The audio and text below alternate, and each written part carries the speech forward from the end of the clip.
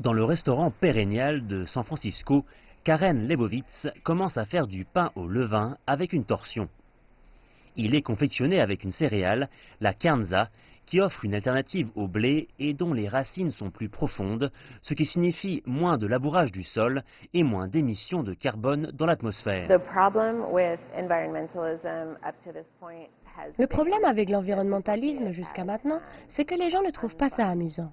De bien des façons, parler de nourriture et de climat, c'est un peu comme parler d'un régime. Ce que nous nous disons, c'est que c'est plaisant, qu'il y a de la beauté, qu'il y a du goût.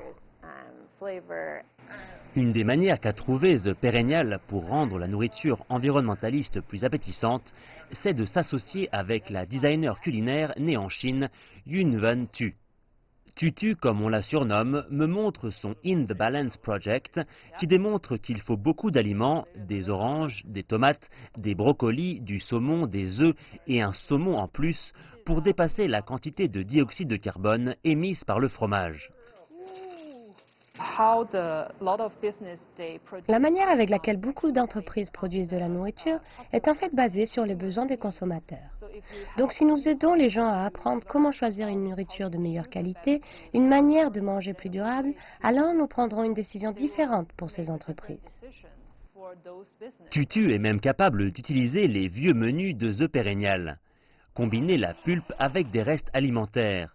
Tutu fabrique du papier qui peut non seulement transporter des graines qui peuvent être plantées, mais aussi être utilisé pour réaliser des cartes postales ou des cartes de visite. Tutu a apporté ses idées dans les rues de San Francisco et son travail a été présenté dans des séminaires et des musées consacrés à l'alimentation. Elle a aussi écrit le livre Protéines Fantasy qui présente ses projets pour l'avenir de l'alimentation à une époque où les gens seront plus facilement capables de la créer eux-mêmes. Voici un prototype pour une fraise qui serait pressée en une pâte. Et pour la viande, Tutu pense que cette forme permettrait aux consommateurs de mieux la saisir et de la savourer. Cette idée est inspirée du xiaolongbao, ce petit ravioli en soupe chinois. L'idée est la forme elle-même et comment le xiaolongbao enveloppe le porc en son sein. J'ai donc pensé que si je pouvais changer la forme, peut-être je pourrais concevoir une forme que les gens mangeront lentement et avec plus d'interactions différentes. Comme par exemple le sentir, le lécher, plutôt que de simplement mettre un morceau de viande dans sa bouche.